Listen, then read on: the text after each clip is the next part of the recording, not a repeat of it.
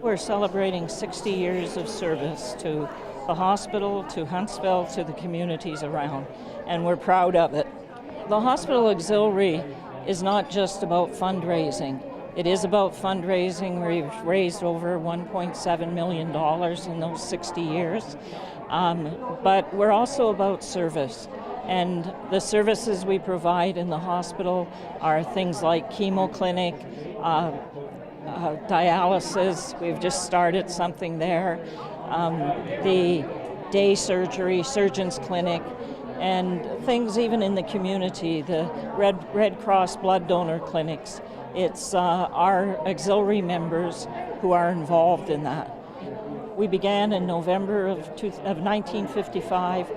At Christmas, we had tray favors for the patients in the hospital, and we decorated the hospital.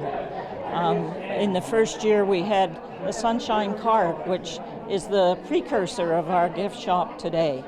And it goes on and goes on and goes on. I joined the auxiliary 5 years ago, and prior to that was an educator and worked in education for 31 years. And when I retired, I made a point of making sure that I was going to be able to give back to the community, because being in education, you're always looking for volunteers, so you know what the commitment is when you are a volunteer. So being a member of this auxiliary is pretty special. It's very memorable for me because my aunt was one of the original founders of the auxiliary back in 1955. And my father was on the first board as a treasurer. And the original hospital is on part of land my grandfather owned. So it was very important, and especially growing up in Huntsville at the time, there was no hospital. And that was a big hole here without a hospital, as you can imagine. So when I moved back in 1977, it just became a natural for me to become part of the auxiliary. And I feel very satisfied doing what we do, and a great group of people to work with.